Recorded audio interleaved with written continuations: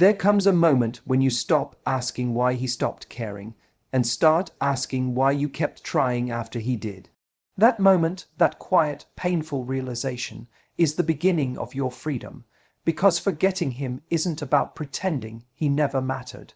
It's about remembering that you still do. You see, when someone forgets your worth, they don't take it with them, they just lose the privilege of experiencing it. But the problem is, we often internalize their forgetfulness as proof that we weren't enough. We start to believe that if we just loved a little harder, been a little calmer, or waited a little longer, maybe things would have been different. But love doesn't need convincing, it doesn't need chasing, and it should never make you forget who you are just to be remembered by someone else. This isn't about hate or anger, it's not about trying to erase him to prove something, it's about reclaiming your energy from someone who didn't know what to do with it. It's about finally saying, I deserve the same consistency I gave. It's about looking at yourself and realizing you're not broken. You were just giving your love to someone who didn't know how to hold it. Forgetting him like he forgot your worth isn't revenge, it's restoration. It's you choosing to stop shrinking for someone who couldn't see your light. It's you realizing that being forgotten by him doesn't mean you were forgettable. It means your heart was too deep for someone who only knew how to swim in shallow waters. So this isn't just a story about letting go. It's a story about remembering your strength, your peace, and your value. Because the truth is, he might have walked away from your love, but now you get to walk back home to yourself. Before he came into your life, you were already enough. You might not have realized it, but you were whole, a complete person with dreams, laughter, and a sense of identity that didn't depend on anyone else's validation. Then he arrived, and slowly you started to shape parts of yourself around him. You began to measure your worth by his attention, your mood by his messages, your confidence by how much he seemed to care. It didn't happen overnight, it was subtle, gradual, and at times even felt romantic. But somewhere along the way, you stopped seeing yourself as the woman you were before him, and started seeing yourself only through the reflection of his approval. And when he forgot your worth, it wasn't that you stopped having it, it's that you forgot to see it for yourself. That's the thing about love when it's not mutual or consistent. It can make you forget the very person you used to be before you started trying to prove you were lovable. You start fighting for something that shouldn't need to be fought for, the right to be valued. You start overgiving, over-apologizing, and overanalyzing every moment because you're desperate to get back the version of him who made you feel special. But the truth is, you don't need to get him back. You need to get you back. The version of you before him. She laughed without wondering who was watching. She didn't second guess her worth based on someone's inconsistency. She had standards, boundaries, and self-respect that didn't bend just to be loved. You don't need to rebuild her from scratch. She's still there. She's just buried under layers of disappointment, heartbreak, and confusion. But she's waiting for you to stop searching for yourself in someone else's absence and start remembering who you were before their presence. When you remember who you were before him, you start to see the difference between love and attachment. Love adds to you, attachment empties you. Love expands your life. Attachment narrows it down to one person. And once you remember that distinction, you stop glorifying the moments that broke you and start healing from them. You begin to see that losing him wasn't the end of your story, it was the end of your forgetting. The truth is, you don't truly move on by cutting him off or pretending you're over it.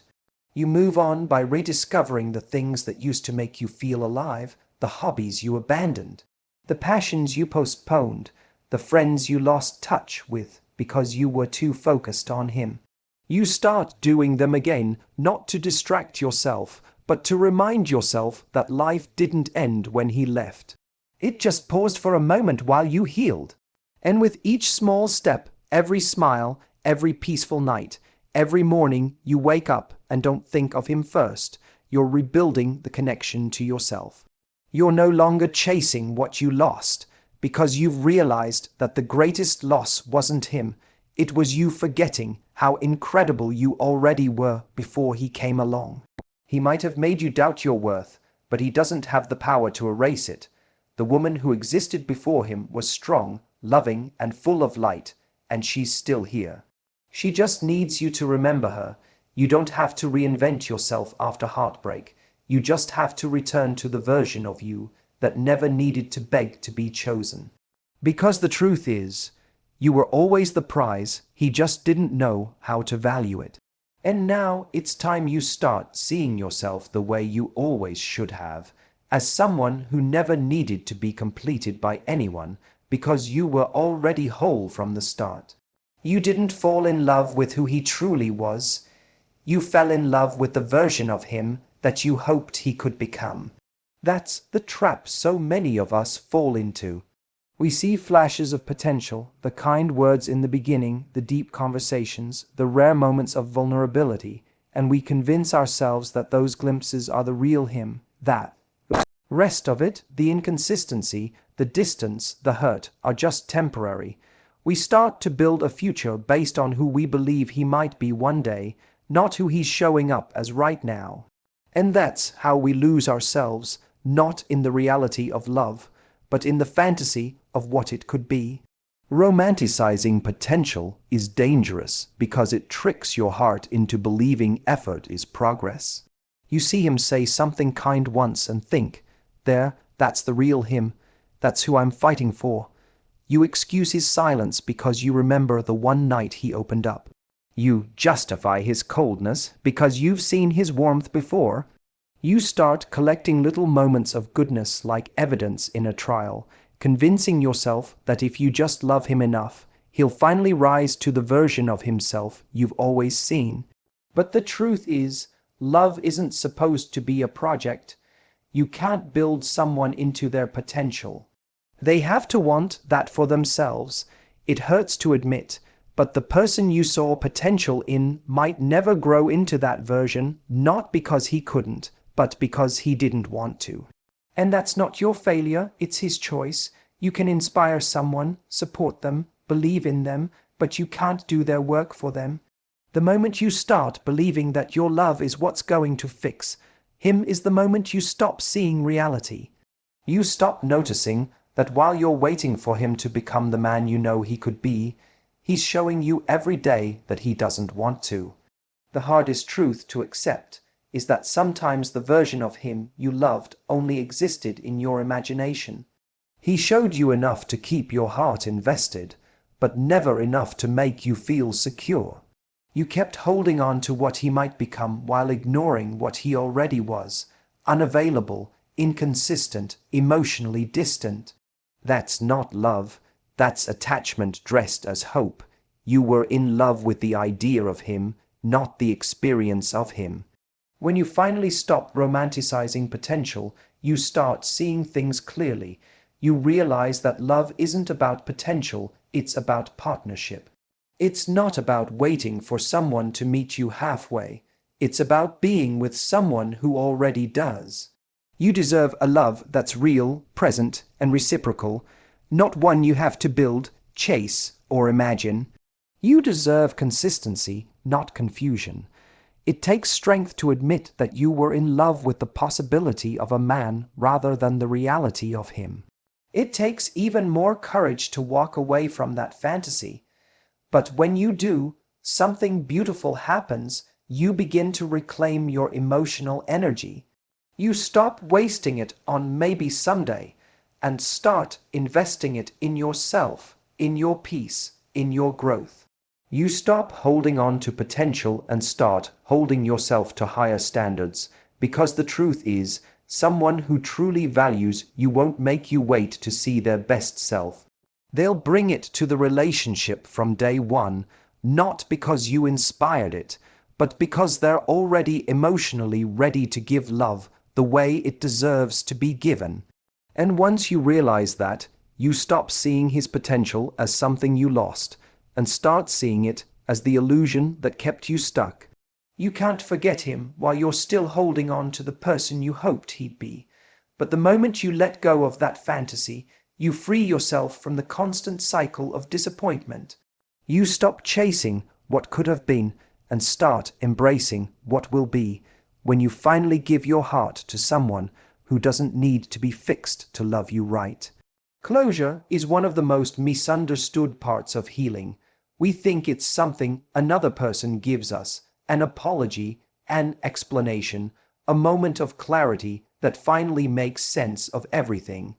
We wait for that one conversation that will make the pain stop, but the truth is, closure doesn't come from them. It comes from you. It comes from the moment you stop waiting for them to fix the damage they caused and start realizing that their silence is your answer. Because if they truly cared, if they truly respected your heart, you wouldn't be sitting here waiting for words they should have said long ago. It's natural to crave answers. Your mind keeps replaying every moment, trying to understand how something that felt so real could end so suddenly. You wonder what you did wrong, what you missed, why they changed. You create stories to fill in the blanks because your heart can't handle the emptiness of not knowing. But sometimes the answer is painfully simple. They weren't who you thought they were, or maybe they were, but you refused to see it. Either way, no amount of reasoning will change what happened. Some people leave without explanation because they don't have the emotional depth to face the truth. They don't owe you silence, but that's all they can offer. The illusion of closure keeps you stuck because it gives you hope that one day they'll come back and make things right. You think, if I could just talk to him one more time, I'd finally be able to move on. But even if you got that conversation, would it truly satisfy you? Maybe he'd apologize, maybe he'd give excuses, but would that undo the nights you cried yourself to sleep, the trust you lost, the way he made you feel small? Closure from him wouldn't heal you. It would just reopen the wound, because what you really want isn't words. It's the version of him you fell in love with, the one who made you feel seen. And that version doesn't exist anymore. Real closure happens when you stop trying to make sense of the way he treated you and start making peace with the fact that you deserved better. It happens when you stop needing an apology to forgive him and start forgiving yourself for allowing someone to stay longer than they deserved. It's when you look at the situation and say, I may never understand why it happened, but I know what I learned from it. That's where the power is. That's when healing begins. You don't need him to admit what he did wrong for you to move on. You don't need him to validate your pain or tell you that you were right. You already know what you felt. You already know how much you gave. His inability to value it says everything you need to hear. Silence is closure when you're willing to accept what it means, that he's not coming back, and that you don't need him to. It's not easy to let go of something that never got a proper ending. It feels incomplete, unresolved, unfair. But healing isn't about fairness, it's about freedom, and freedom comes from accepting what you can't change. Closure doesn't come with a conversation. It comes with a decision. The decision to stop revisiting what's already over.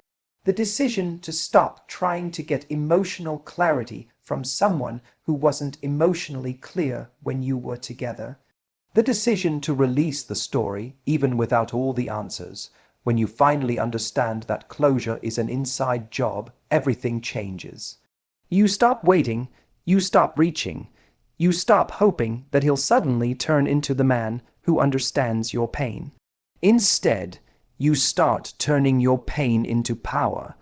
You close the chapter, not because he ended it properly, but because you're done rereading a book that no longer deserves your time. And that's the most powerful kind of closure there is, the kind that doesn't come from him walking back into your life, but from you finally walking out of the waiting. Reclaiming your confidence after being undervalued by someone you loved is one of the hardest but most beautiful transformations you'll ever experience. When someone forgets your worth, it leaves a mark. You start questioning everything about yourself, your looks, your value, your desirability, even your identity. It's not just heartbreak, it's self-doubt that seeps into every corner of your being. You begin to wonder if maybe they were right to leave, if maybe you weren't enough, if maybe there's something fundamentally wrong with you. But the truth is, their inability to see your value doesn't mean you lost it. It just means they didn't have the eyes to recognize what they had. The first step in reclaiming your confidence is realizing that someone else's blindness doesn't make you invisible. You are not less worthy just because they couldn't handle your depth, your love, or your strength. You might have been too honest, too emotional, too real, but those aren't flaws. Those are signs that you showed up as your full self, and that's something to be proud of. Confidence doesn't come from being chosen. It comes from remembering who you are when you're not being validated. It's when you stop asking, "Why wasn't I enough for him?" and start saying, "Why did I think I needed his approval to feel enough?" When you start rebuilding your self-worth, it's not about pretending you don't care or forcing yourself to feel strong.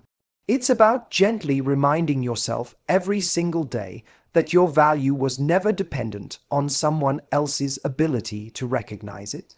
You start doing small things that make you feel alive again, dressing up for yourself, saying no when you mean it, spending time with people who see your light without needing to dim it. You take your power back by no longer giving your energy to someone who didn't earn it. That's what confidence looks like, not arrogance, not coldness, but self-respect. There's something magnetic about a woman who remembers her worth after someone tried to make her forget it. She doesn't need to chase anymore because she's no longer running after validation. She doesn't beg for attention because she knows her presence is enough. And she doesn't settle for almost love because she's finally realized that being alone in peace is better than being with someone who makes her feel unseen. That's the kind of confidence that doesn't shout, it radiates. It's quiet, steady, and undeniable. And here's the thing about confidence, it's not about never doubting yourself again. It's about catching yourself when you do and reminding yourself that your worth isn't up for negotiation. It's about refusing to let temporary pain convince you of a permanent lie, the lie that you're not worthy of love, that you're not special, that you're not enough. Every time you choose to show up for yourself instead of waiting for him to, you rebuild another piece of your confidence. Every time you set a boundary, walk away from what hurts, or hold your head high after rejection, you remind yourself that you're stronger than you think. Confidence after heartbreak isn't instant, it's a slow return to yourself. But one day you'll wake up and realize you no longer measure your value through his eyes. You'll stop comparing yourself to whoever he's with now. You'll stop replaying what you could have done differently. Because you'll understand something powerful, he didn't forget your worth. He just couldn't meet it. And that's not your failure, that's his loss. When you finally reclaim your confidence, you won't just forget him, you'll outgrow him. You'll stop asking why he let you go and start being grateful that he did. Because if he hadn't, you wouldn't have been forced to rediscover the version of you that doesn't need anyone's permission to shine. And that version, the one who knows her worth without needing to prove it, is unstoppable. Forgiveness is one of the hardest parts of moving on, especially when someone made you feel like you weren't enough. It feels unfair. Why should you forgive someone who hurt you, who didn't care enough to stay, who treated your heart like it was disposable? You think holding on to the anger keeps you safe, that it protects you from being hurt again, but the truth is that anger only keeps you connected to him. It keeps him alive in your mind, even when he's long gone. Forgiveness isn't about letting him off the hook. It's about freeing yourself from the chains of resentment that keep you tied to the past. When you forgive, you're not saying what he did was okay. You're saying you're done carrying it.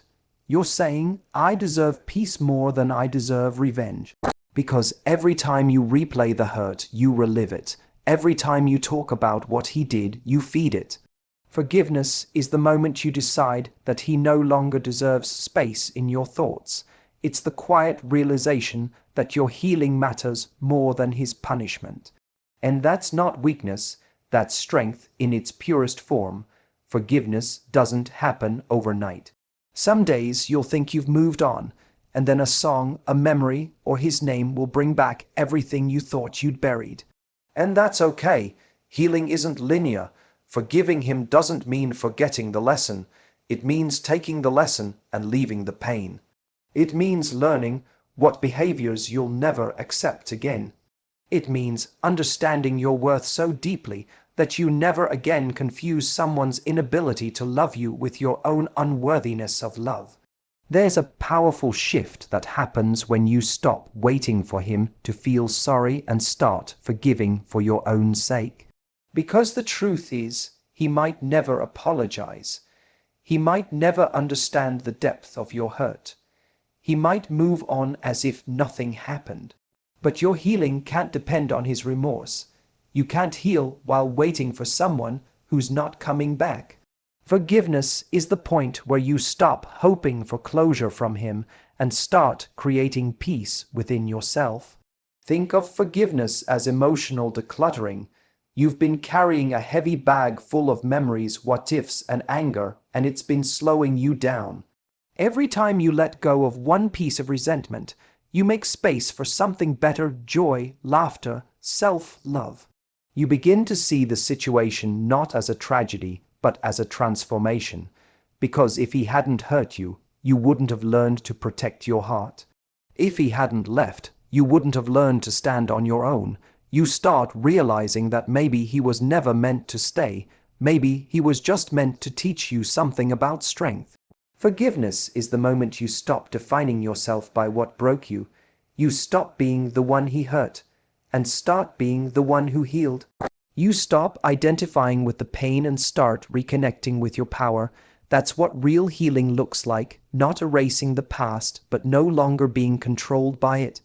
You can look back without anger, talk about it without crying, and even think of him without bitterness. That's when you know you've truly forgiven, when his memory no longer holds emotional power over you. And here's the most beautiful part. Forgiveness doesn't make you naive. It makes you free. You don't forgive because he deserves it. You forgive because you deserve peace. Because your heart is too beautiful to stay stuck in a story that's already ended. Forgiving him doesn't mean letting him back in. It means you've finally chosen yourself. It means you've decided that the rest of your life is too precious to be spent looking backward. When you forgive, you take your power back. You stop being the victim of what happened and become the author of what comes next. And in that moment, you realize forgetting him isn't about erasing the past. It's about forgiving him enough to stop letting him live there. Moving forward is the most powerful act of self-love you can ever commit to. It's not just about forgetting him. It's about stepping back into your life and choosing yourself every single day, even when it hurts. Because after heartbreak, it's easy to get stuck in the in-between, not fully with him, but not fully over him either. You replay the memories, the good moments, the promises. You hold on to the version of him that made you feel alive. But healing doesn't happen by living in the past. Healing begins the moment you stop looking backward and start asking yourself, what's next for me? Moving forward isn't about pretending you never cared. It's about accepting that you did and still deciding to let go anyway. It's about recognizing that love can be real and still not meant to last. You can miss someone deeply and still know they're not right for you. It's that quiet, bittersweet truth that helps you finally breathe again, because holding on doesn't bring him back. It only keeps you stuck in a story that's already ended. When you move forward, you're not erasing the memories. You're just choosing to stop letting them define your future. The first step in truly moving on is reclaiming your energy. You stop checking his social media. You stop asking about him. You stop letting your emotions revolve around what he's doing or who he's with, because every time you do, you hand over a little bit of your peace. Moving forward means saying, I don't need to know anymore. It's giving yourself the gift of emotional distance, not out of bitterness, but out of respect for your own heart. You start creating space in your mind for new thoughts, new experiences, new versions of yourself. And something beautiful happens when you finally stop looking back. You begin to rediscover who you were before him. You start remembering your own laughter, your passions, your dreams. You start realizing that the world is still full of things that can make you feel alive. It's like the fog lifts, and you can see yourself again, the woman who existed long before he came into the picture, the one who forgot how strong she really was. Moving forward is about reconnecting with her, the version of you that doesn't wait to be loved, but radiates love from within. There will be moments when the past tries to pull you back, when loneliness whispers, when nostalgia hits late at night, when you miss the feeling of being wanted.